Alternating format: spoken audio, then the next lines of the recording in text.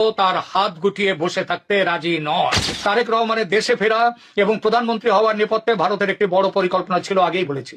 কথা ছিল আওয়ামী লীগের বিরুদ্ধে কোনো প্রতিশোধমূলক রাজনীতি হবে না এবং উগ্র মৌলবাদী শক্তি বিশেষ করে জামাতের প্রভাব নিয়ন্ত্রণ করা হবে। কিন্তু প্রধানমন্ত্রী হওয়ার পর থেকেই তারেক রহমানের ভোল বদল শুরু হয়েছে। ভারতের দেয়া সেই প্রতিশ্রুতির কোনো প্রতিফলন এখন আর তার কাজে দেখা যাচ্ছে না।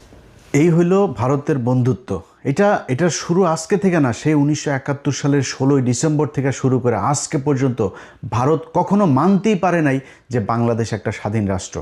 তারেক রহমান তার কথা না শুনলে সে এখানে সোলজার পাঠায়, সোলজার পাঠা, তোরা সোলজার পাঠা, বাংলাদেশে পাঠা, ইস্ট পাকিস্তান ওয়েস্ট পাকিস্তান, দুই পাকিস্তান মিলা বাম্বু লাগাবে, পাঠা তোরা, যদি ক্ষমতা থাকে তাহলে বাংলাদেশের সোলজার পাঠা, ন্যাংটা বানায় ছেড়ে দিবে। বাংলাদেশের প্রতিটা মানুষকে শুধু একটা কথা বলি ভাই, কথা খুব খারাপ লাগতে পারে, চেতনায় আবার পাশে আগুন লাগতে পারে অনেকের। এই বাংলাদেশ যেদিন আক্রান্ত হবে সেদিন সবার আগে পাকিস্তানি ভাইয়েরা এসে আপনার পাশে দাঁড়াবে, এটা গ্যারান্টি দিলাম। আমি জীবিত থাকি অথবা মৃত থাকি, একটা কথা বললাম, Pakistan will be the first country আপনারে সাপোর্ট করার জন্য। অতএব পাকিস্তানের সাথে ভাই আমাদের কৌশলগত ভালো সম্পর্ক থাকতে হবে, তাদের সাথে আমাদের অস্ত্রের চুক্তি থাকতে হবে, মিলিটারি চুক্তি থাকতে হবে, বাণিজ্যিক চুক্তি থাকতে হবে, পাকিস্তানের সাথে সব ধরনের চুক্তি থাকতে হবে। যদি না হয় তাহলে এরা সারা জীবন আমাকে এইভাবে এই ধরনেরই করে যাবে। তারেক রহমান যেই কথাগুলো আমরা এর আগে আনন্দবাজারেও শুনেছি, এই ব্যক্তিও যেই কথাগুলো বলল, আপনি চুক্তি করে এসেছেন, যদি কৌশল হয়ে থাকে, 111-এ খালেদা জিয়াকে অফার দেওয়া হয়েছে, খালেদা জিয়া বলেছে না আমি 111-এর এদের কোনো কিছু বৈধতা দিব না, পরে শেখ হাসিনাকে বৈধতা, এই প্রণব মুখার্জি তার বইতে লিখেছেন। তো আমরা ধরে নিলাম আপনি কৌশল করেই তারপরে তাদের সাথে মিলেমিশে এসেছেন, এবং আমরা এখনও পর্যন্ত, আমি আমার কথা বলি, আমি কিন্তু এখন পর্যন্ত আপনার প্রতি আমার যথেষ্ট সম্মান আছে তারেক রহমান। আপনার কিছু বিষয় আমি জানি, যে বিষয়গুলোর কারণে আমার বিশ্বাস যে আপনি কোনো দিন শেখ হাসিনা হবেন না, জিয়া পরিবার কখনো শেখ পরিবার হবে না, এই বিশ্বাসটা আমার আছে। এবং আপনি ঠিক সময় মতো, বিশেষ করে গত 2 দিনে জেনারেল মাসুদ এবং জেনারেল ওর আরেকজন কি মামুন খালেদ, দুইজনকে ধরার পরে আমার ভেতরে সেই বিশ্বাসটা আরও বেশি জন্মেছে যে আপনি এক এক করে সব কটাকে ধরবেন। এবং আপনারা একটা জিনিস বলে রাখি, তারেক রহমান, পৃথিবীতে কেউ সারা জীবন বাঁচে না, আপনাকে যেতে হবে, আমাকেও যেতে হবে। যদি সারা জীবন মানুষের মনে থাকতে চান আপনার বাবার মতো, তাহলে শুধু একটা কথা বলবো যে কিচ্ছু করার দরকার নেই ভাই। আপনি দুর্নীতি করেন, টাকা পয়সা নিয়ে লন্ডনে পাঠান, আপনি আবারও এই আওয়ামী লীগের মতো করেই প্রচুর টাকা পয়সা নেন, কোনো সমস্যা নেই ভাই। খালি ইন্ডিয়ার বিরুদ্ধে আমাদের একটা জায়গায় দাঁড় করায় দিয়ে যাবেন, যেটা আমরা ইউনূসের কাছে চেয়েছিলাম, ইউনূস করে নাই। আপনার কাছে আমাদের প্রত্যাশা থাকবে এই কাজটা খালি করে দেন।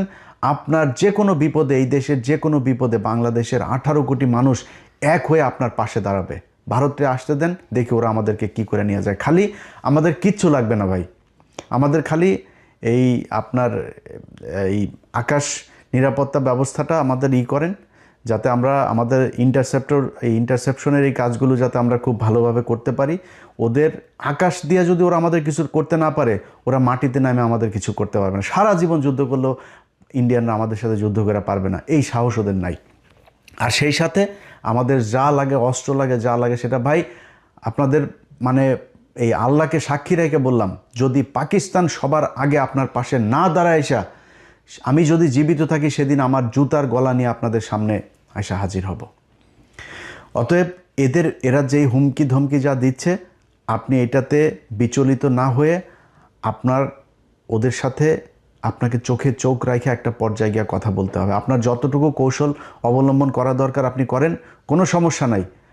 আপনাদের সামনে ভিডিওতে আজকে আমি কথা দিলাম যে বাংলাদেশ যদি ভারতের সাথে যুদ্ধ হয় এবং এই বর্তমান সরকার যদি বাংলাদেশের মানুষের পক্ষে থাকে, আমি যদি নাকি ওই দিন ফ্লাই করে বাংলাদেশে না যাই, তাহলে আমার সারা জীবন আপনি যা মনে চায়, ভীতু, কাপুরুষ, খারাপ, বজ্জাত, বেঈমান, মুনাফেক, যা মনে চায় বললেন, সেদিন যদি আমি দেশে না যাই। কিন্তু ওই সরকারকে, আমার দেশের ওই সময়ের সরকারকে ইন্ডিয়ার বিরুদ্ধে যুদ্ধে অংশ নিতে হবে। অতএব আপনার এই ভারত যে হুমকি আপনাকে দিয়েছে, এইটাতে আপনি তোয়াক্কা না করে আপনি বাংলাদেশের মানুষের যে চাওয়া পাওয়া, বাংলাদেশের মানুষ, প্রতিটা মানুষ এক একজন সোলজার, যদি প্রয়োজন হয় আমাদেরকে প্রশিক্ষণ দেন, যা প্রয়োজন, যত টাকার, আমরা না খেয়ে বাংলাদেশে মানুষ ঘরের থালা বাটি বিক্রি করে আপনাকে টাকা দিবে, কত টাকা কত ডলার লাগবে, কি অস্ত্র কিনতে হবে, আপনি সেগুলো কিনে এই দেশের মানুষের নিরাপত্তার ব্যবস্থা করেন।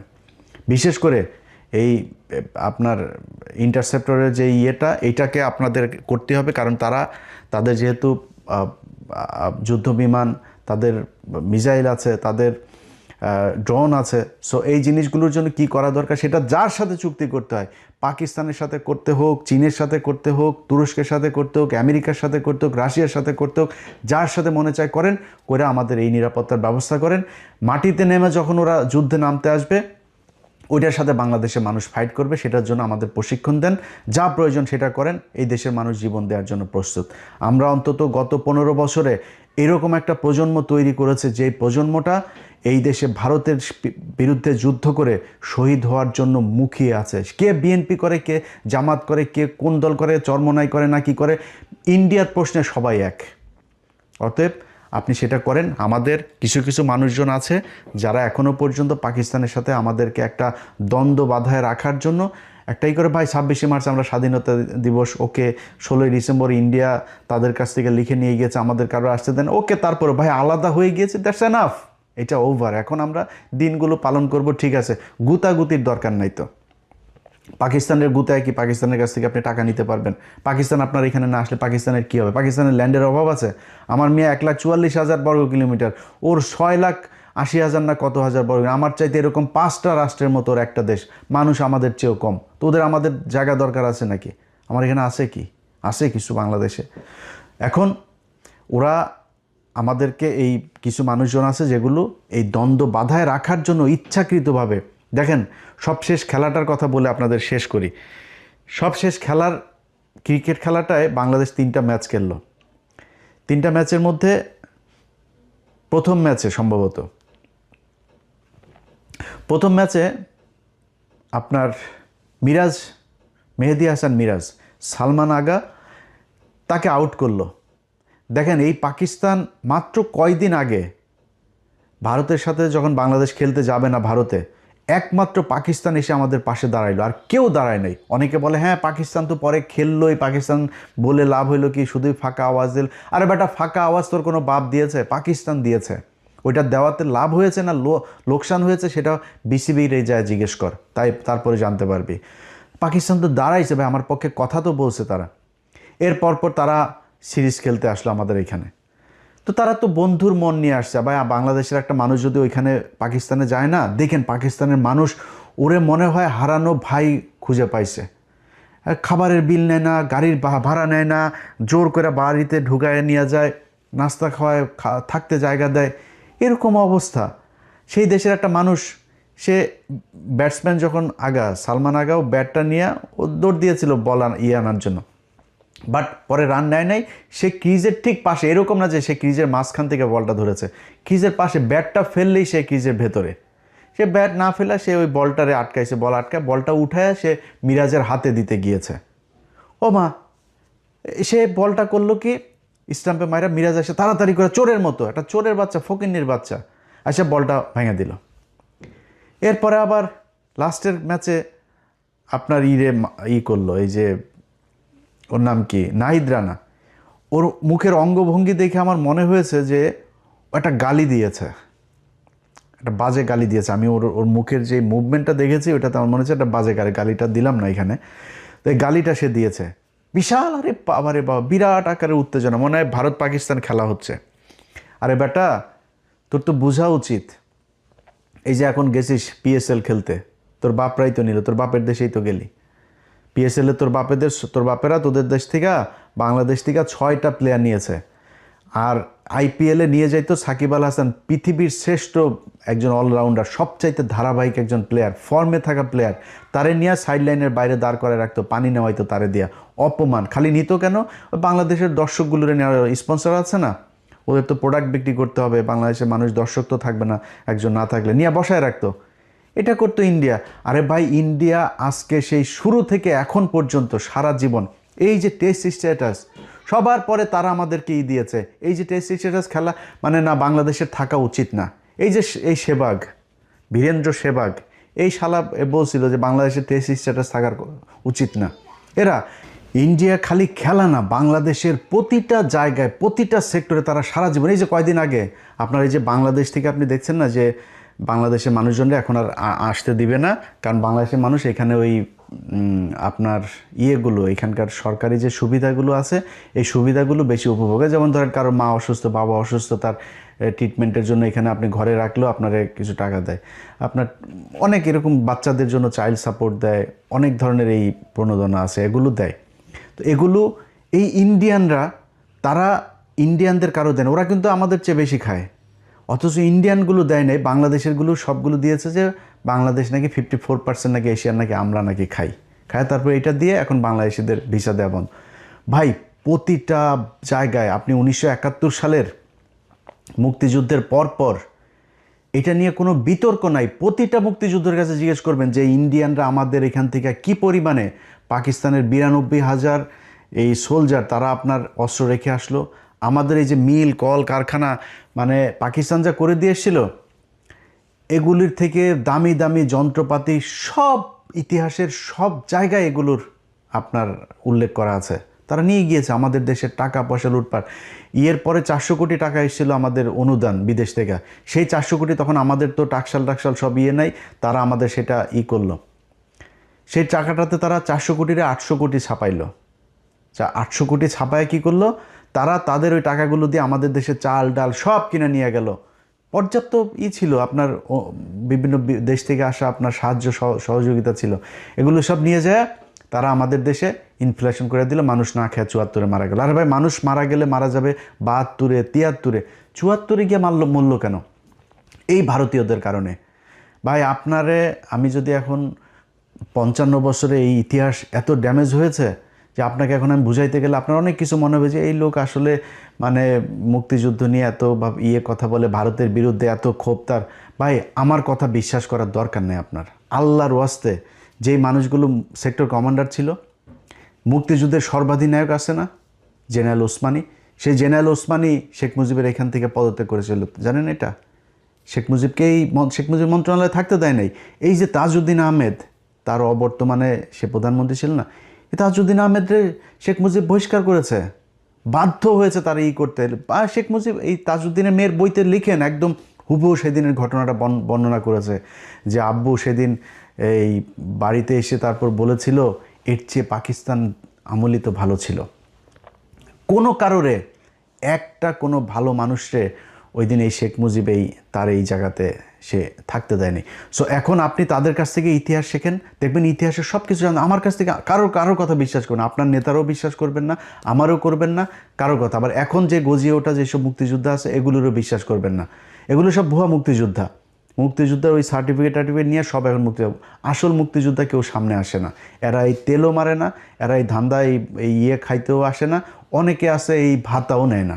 এরকম বহু আমার নিজের পরিবারে আছে। আমার আপন খালু, আমার খালার ছোট খালার হাজবেন্ড, আপন খালু মুক্তিযোদ্ধা। এইসব ইতিহাস এগুলো তার কাছ থেকে বহুত শুনছি ভাই। আপনার সেক্টর কমান্ডার আছে না, সেক্টর কমান্ডার সবচাইতে বড় সেক্টর 9 নম্বর সেক্টর খুলনা অঞ্চলের, এই 9 নম্বর সেক্টরের সেক্টর কমান্ডার আপনার মেজর জলিল। জানেন মেজর জলিল কোথায় মারা গেছিল? এটা জানেন কেউ?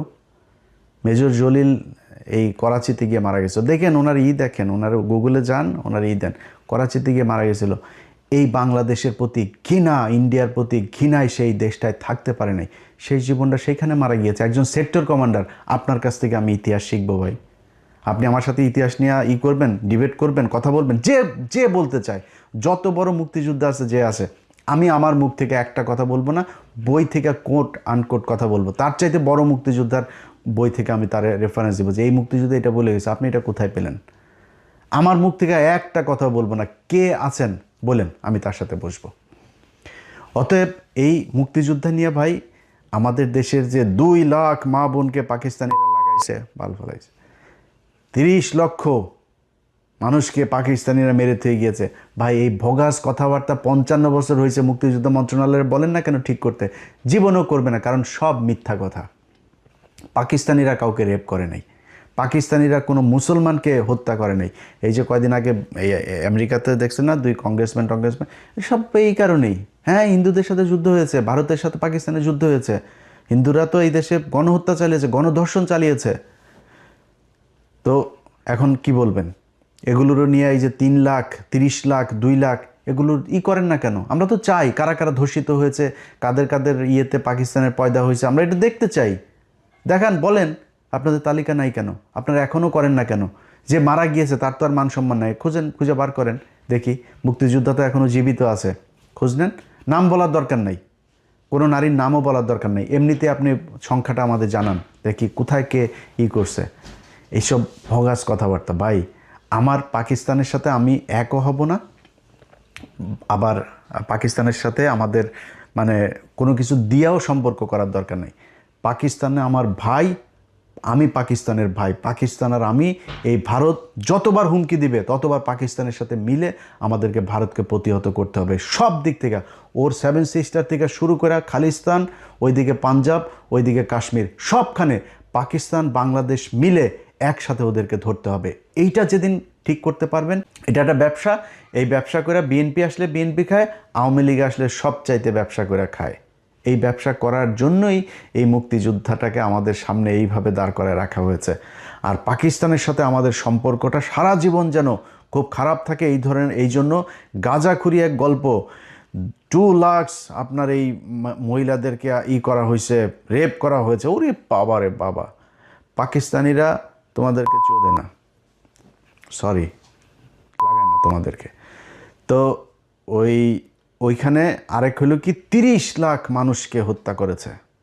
এই 2 বাল দিয়া মানুষকে বিশাল আকারে একটা ইয়ের মধ্যে ফেলে রেখেছে। এটার কারণ কি? এটার কারণ হলো বাংলাদেশ যেন সারা জীবন ইন্ডিয়ার পায়ের তলে থাকে, কোনোদিন পাকিস্তানের সাথে ভালো সম্পর্ক না হয়, ইন্ডিয়ার ওই পাশে যেন না যাইতে পারে কোনোদিন। যাই করবে, আপনার পররাষ্ট্রনীতি, আপনার অর্থনীতি, আপনার সংস্কৃতি যা যা আছে সব কিছু কন্ট্রোল করবে ইন্ডিয়া। এই জন্যই আমাদেরকে এইভাবে ধরে রাখা আছে ভাই। 1947 সালে 2 পাকিস্তানের 1000 মাইল দূরে যখন ভাগ করে দিয়ে গিয়েছে না ব্রিটিশরা ওই সময় 2 পাকিস্তানের আলাদা করে দিয়ে গেছে। পৃথিবীতে এমন কোনো দেশ নাই যে 2টা দেশ এরকম ভৌগোলিক ইয়ের মধ্যে না থেকে আলাদা থেকে কোথাও আছে। পৃথিবীতে কোনো দেশে কোনো জায়গায় আছে আপনি বলেন আলাদা একসাথে? কেউ নাই। তো বাংলাদেশ আর পাকিস্তান কেমনে থাকবে? টুডে টুমোরো তারা আলাদা হইতই, এটা একদম বাস্তবতা। এর বাইরে আমরা কখনোই যাইতে পারতাম না। এক সময় বাংলাদেশ স্বাধীন হয়ে গিয়েছে 1968 সালে, যখন শেখ মুজিব জায়া রয়ের সাথে আগরতলায় গিয়ে বৈঠক করেছে। পাকিস্তানিরা দয়া করে ওরে মাফ করে দিয়ে, ওরে তো ওই সময় ঝুলাই দেওয়া দরকার ছিল, ওরে মাফ করে দিয়ে তারপরেও চেয়েছে একসাথে থাকতে। তারপরেও কন্টিনিউয়াসলি এই পাকিস্তানিদের সাথে যুদ্ধ, পাকিস্তানিদের লোকজনকে মারা, পাকিস্তানি মহিলাদেরকে রেপ করা। শেখ মুজিবের বেটা ইতিহাস পড়তে হইলে মানে নিয়ে তর্ক করতে হইলে কারোর সাথে তর্ক করবি কোনো বিষয় নিয়ে, ন্যূনতম জানবি তো। আমার যদি এখন মেডিকেল টার্ম নিয়ে কথা বলতে বলি, আমি তো টার্মের কোনো কিছুই জানি না। এখন তুই যদি ইতিহাস নিয়ে কথা বলতে চাস, মিনিমাম তোর আব্বা যে বই লিখে গিয়েছে তোরা দাবি করিস, এটার নাম কি? অসমাপ্ত আত্মজীবনী। তোর বাপের অসমাপ্ত আত্মজীবনীর মধ্যে দেখবি এই আদমজি জুট মিলের যে মাঠ, এই কলোনির মাঠের এখানে একটা পুকুর আছে, সেই পুকুরের মধ্যে শেখ মুজিব বলছে কমপক্ষে 500 পাকিস্তানিদের লাশ এখানে হয়ে আছে, কমপক্ষে 500 এই পানির মধ্যে ভেসে আছে। এইভাবে পাকিস্তানিদের সাথে তিলে তিলে তিলে তিলে বাংলাদেশিদের করা হয়েছে। পাকিস্তানিরা আমাদের কিচ্ছু দেয় নাই, পাকিস্তানিরা আমাদেরকে সব জায়গায় শোষণ করে রেখেছে, পাকিস্তানিদের সাথে পাকিস্তানিরা আমাদেরকে দিয়ে কাজ করিয়ে সব নিয়ে গিয়েছে, এখানে কিচ্ছু করে নাই। বেটা, পাকিস্তান গিয়েছে আজকে 55 বছর। এই 55 বছরে পাকিস্তান আদমজি জুট মিল দিয়ে গিয়েছে, আদমজি জুট মিল বন্ধ হয়েছে। নিউজ প্রিন্ট কাগজ মিল দিয়ে গিয়েছে, নিউজ প্রিন্ট কাগজ মিল বন্ধ হয়েছে।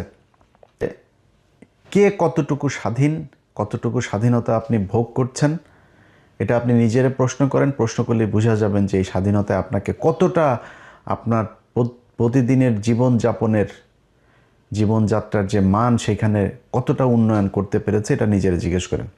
এর উত্তর 2 ধরনের আসবে। এখানে আবার কিছু মানুষ তো উন্নত হয়েছেই, যারা কিনা পাতলা পায়খানা পাশার মধ্যে হালকা একটু লিকুইড বের হইলেই মনে করেন এয়ার অ্যাম্বুলেন্স দাঁড়ানো থাকে, সিঙ্গাপুরে নিয়ে যায়। ওনার কাছে স্বাধীনতার ডেফিনেশন একরকম হবে। ক্যান্সার হওয়ার পরেও যে কিনা ক্যামো দেওয়া খুব জরুরি, সেই ক্যামোর সিরিয়াল পাওয়ার জন্য যে যার কিনা 3 মাস বসে থাকতে থাকতে মারা যায়, ক্যামো দিতে পারে না, তার কাছে ঢাকা মেডিকেলে যান, আপনি ক্যান্সার হাসপাতালে যান, আপনি সোহরাওয়ার্দীতে যান, মিটফোর্ডে যান, ওইখানে যায় পরিবেশ দেখলেই বুঝবেন যে স্বাধীনতা কাকে বলে। ওই মানুষের কাছে জিজ্ঞেস করেন, ও আপনার বলে দিবে যে স্বাধীনতা কাকে বলে, এই স্বাধীনতায় ওনার জন্য কত উপকার করেছে। আজকে বাংলাদেশের যেটুকু অর্জন শুধুমাত্র একটা জায়গায়, সেটা হচ্ছে প্রবাসীরা দেশের বাইরে থাকে, এরা কিছু ডলার পাঠায়, এই ছাড়া বাংলাদেশের কোনো অর্জন নাই, কোনো জায়গায় কোনো অর্জন নাই। সেই মানুষগুলোরে গিয়ে জিজ্ঞেস করেন তাদেরকেও এই সরকার কতটুকু সুখে রাখতে পেরেছেন। একটা টিকিটের জন্য ঈদে দেশে আসতে পারে নাই।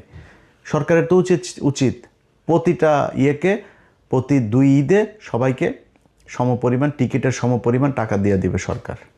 আনেন, আপনার দেশে ঈদ করতে মন চায়, ছেলে মেয়েরে পড়ালেখা করেন অস্ট্রেলিয়া, ইংল্যান্ডে, আমেরিকায়, কানাডায়, আর ঈদের সময় তাদের সেই লন্ডন টন্ডন গিয়ে আবার বাজার টাজার মার্কেট টার্কেট করে নতুন মডেলের টাইফোন গোল্ড মোল্ড সব কিনে নিয়ে এসে তারপর ঈদ করতে মন চায়।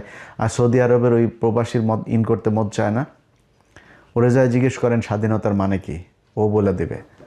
সো আপনারা আমার এই ভিডিওটা যখন দেখছেন, আমাদের এই দেশের স্বাধীনতাটা হইল, এই ভিডিওটা দেখার 24 ঘন্টাও পার হয় নাই, দৌলতদিয়া পাটুরিয়া ঘাটের একটা বাস আস্তে করে ফেরি দিয়ে নেমে পানিতে পড়ে গেল।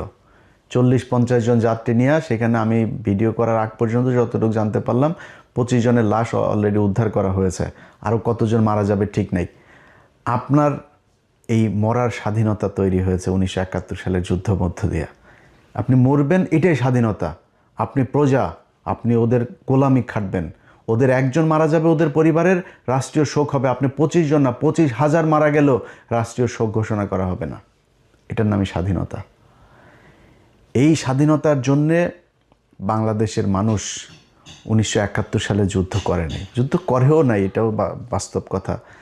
এখন আপনি ওদেরকে বলবেন, ধরেন স্বাধীনতা এই যে এটা নিয়ে যে বিশাল আকারে সবচেয়ে বেশি করে আওয়ামী লীগকে জিজ্ঞেস করবেন, তোর আব্বা বলেছিল তাজউদ্দিন নাকে তেল দিয়ে ঘুমাও, 27 তারিখ হরতাল, 1971 সালে 27 তারিখ হরতাল হওয়ার কথা ছিল।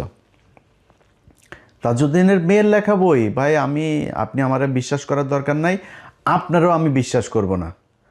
সো আমরা 71-এর ওগুলো নিয়েই, যারা ওই সময়ের মানুষ তাদের কথা যা বলেছে তাদেরকে নিয়েই শুনব। এই শেখ মুজিব সেদিন ইস্ত্রি করে, পাঞ্জাবি ইস্ত্রি করে, সুটকেস গুছায় তারপরে পাকিস্তানিদের সাথে চলে গিয়েছিল। এই মুক্তিযুদ্ধের ইতিহাস নিয়ে শেখ মুজিবকে বানানো হয়েছে জাতির পিতা, আর জিয়াউর রহমানকে বানানো হয়েছে স্বাধীনতার ঘোষক। জিয়াউর রহমান স্বাধীনতার ঘোষক ছিল, এটা সত্যি কথা, কিন্তু এইটারও আবার আওয়ামী লীগ মিথ্যা বানিয়েছে। অতএব এই ইতিহাসের কোনোটাই সত্যি না। সত্যি যে ইতিহাস, সেটা যদি নাকি করতে চাইতো তাহলে 55 বছরে করা সম্ভব ছিল। প্রতি বছর একটা মন্ত্রণালয় করা হয়, বালযুদ্ধ মন্ত্রণালয়। এই বালযুদ্ধ মন্ত্রণালয়টাকে আপনার একজন মন্ত্রী দেয়, প্রতিমন্ত্রী, উপমন্ত্রী, সচিব, উপসচিব, যুগ্ম সচিব, সচিব দিয়া বিশাল একটা অফিস নিয়ে সচিবালয় তারা দখল করে আছে।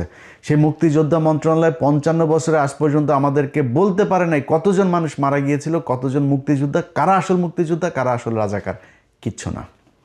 এই যে বিশ্ববিদ্যালয়গুলো, ঢাকা বিশ্ববিদ্যালয়ের বেশিরভাগ ফ্যাকাল্টিগুলো, ডিপার্টমেন্টগুলো পাকিস্তান করে দিয়ে গিয়েছে, বেশিরভাগ বিভাগ। রাজশাহী বিশ্ববিদ্যালয় পাকিস্তানের করা, রংপুর মেডিকেল এবং রংপুর বিশ্ববিদ্যালয়, সিলেট ওসমানী মেডিকেল পাকিস্তানের করা, ময়মনসিংহ মেডিকেল পাকিস্তানের করা, চিটাং মেডিকেল পাকিস্তানের করা, এই যে কমলাপুরটা পাকিস্তানের করা, এই যে সংসদ ভবনটা পাকিস্তানের করা। স্বাধীনতার অর্জনের মাত্র 2 বছর আগেও যখন খুব তিক্ত সম্পর্ক, তখনও পাকিস্তানিরা এখানে জাহাঙ্গীরনগর বিশ্ববিদ্যালয়টা করে গিয়েছে 1969 সালে। গুগলে সার্চ দিয়ে দেখ এই জাহাঙ্গীরনগর বিশ্ববিদ্যালয় কবে প্রতিষ্ঠিত হয়েছে।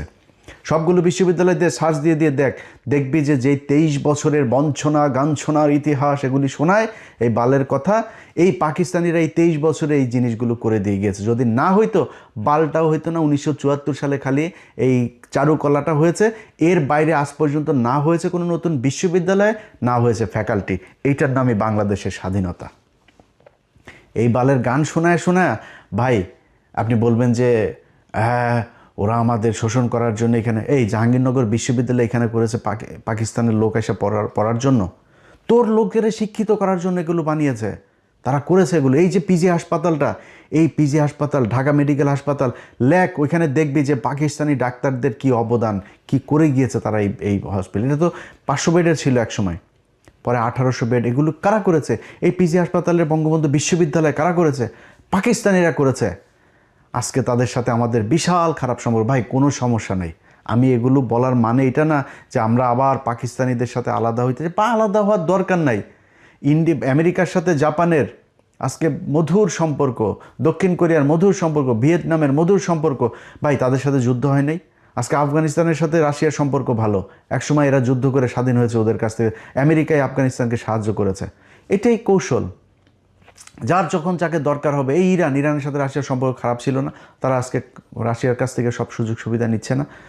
আমাদের এই সুযোগ সুবিধা যেন আমরা নিতে না পারি, ভারতকে যাতে আমরা ওভারটেক করে কোথাও যাইতে না পারি, এই জন্য এই ধরনের এই গাঁজাখুরি গল্প সব জিয়ে রাখা হয়েছে, যেন পাকিস্তানিদের সাথে আমরা কোনোভাবে কোনো সুযোগ সুবিধা, কোনো চুক্তি, কোনো কিছু করতে না পারি।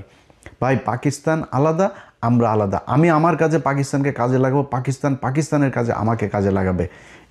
এইভাবেই চলতে হবে। এখন যদি নাকি আপনি বলেন যে ভারতের সাথে আমাদের যে সম্পর্ক, ভারত হলো আমার ভাই, ভারত কয়দিন আগে আমাদের তেল দিয়েছে, তেল নাকি কার বলতে গেলে আবার মুখ খারাপ হয়ে যায়, বুঝছেন, আমি কন্ট্রোল করতে পারি না। ওদের কার নাকি কোন দিক দিয়ে নাকি তেল দিয়েছে। আরে ভারত এখন তেল না, ভারত এখন আরও অনেক কিছু দিতে পারে, কারণ ভারতের এখন চিপার মধ্যে আছে, যেই কারণে ভারত এখন আমাদেরকে কোনো না কোনোভাবে একটা করতে হবে। কিন্তু ভারতের আসল চেহারা কি সেটা বুঝবি, সেটা বুঝতে হলে চল একজন একটু বক্তব্য শুনি তোদের ভারতের আব্বার।